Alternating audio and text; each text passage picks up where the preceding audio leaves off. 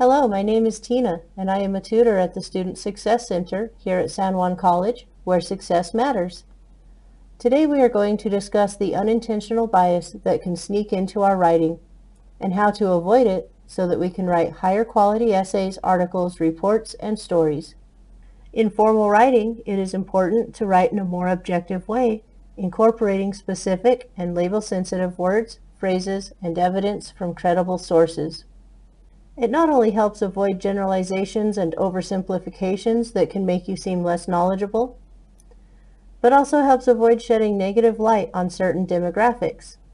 A bias-free paper, therefore, is formal, objective, specific, label-sensitive, evidence-based, credible, avoids generalizations, and is more positive and inclusive. So let's look at some specific examples of biased language and how to write more objectively. One way a writer can be unintentionally biased is to use broad generalizations. Unbiased writers try to avoid implied absolute declarations with key words like all or always, never or none. Instead, it is better to try to use words like some, most, sometimes, often, or occasionally. These words are less absolute, less general, and less biased. Here is an example of a broad generalization that is biased. Texans are conservative, so they vote Republican. An unbiased way to represent this idea, while acknowledging that not all Texans are Republican, is to say, in most presidential elections, Texans have voted Republican. When making comparisons, it is important to be more descriptive to avoid bias, whether it is comparing two world leaders, two countries, two companies, or even two ideas. Words like bad or better than can show the writer's bias. Instead, give more detail to show facts rather than opinion. For example, the statement, "The Netherlands is a better country than the US," is biased because it states an opinion. But if the author had said, "Workers in the Netherlands can take sick leave for 2 years and get 70% of their pay, a feature not present in the US, then their work becomes less biased and supported by verifiable facts. In the battle against bias, evidence is one of your best allies. Consider, for example, the following biased idea that Christians have the most adherents of all religion. Here we see implied absolute declarations using the words all and the most. So this sentence is clearly biased. A better way to state this idea might be to say, according to a study conducted by the Pew Research Center in 2015, 31.2% of the world's population are Christian, followed by Muslims at 24.1%, Hindus at 15.1%, and Buddhists at 6.9%. This less biased statement of facts avoids singling out one religion and simply states the results of unbiased research conducted by a reputable source. As a bonus, the unbiased statement uses more words and conveys more information, so if you are trying to reach a specific word count, you'll be further ahead by remaining unbiased. Bias also occurs when writing is centered around one's own assumptions and perceptions.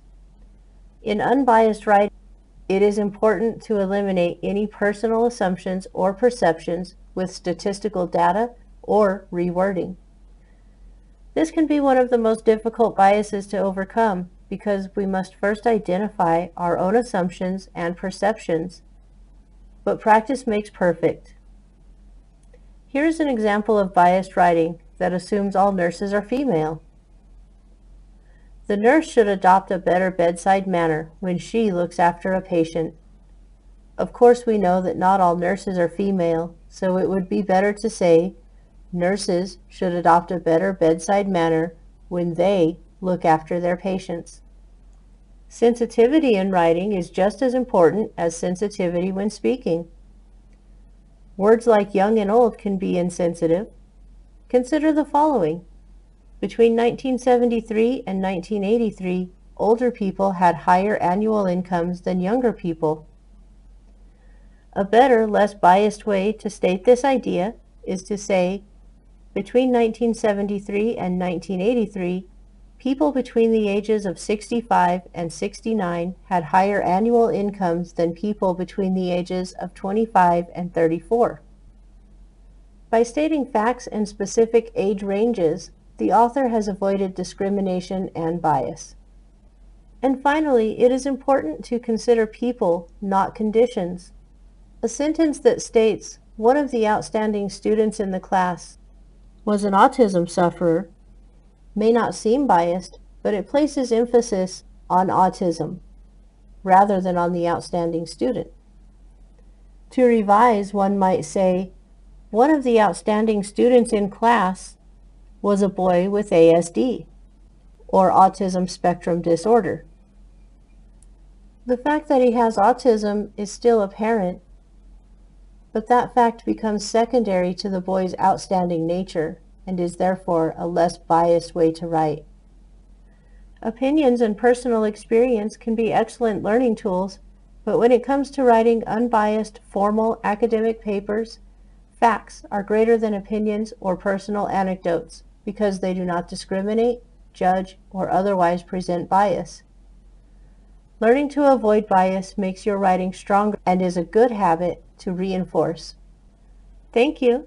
Please remember to like this video, subscribe to our channel, hit the bell to be notified of our upcoming educational videos, and feel free to leave a comment below.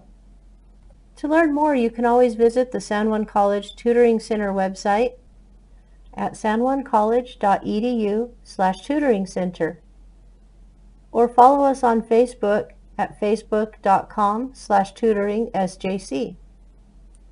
Links are provided in the description.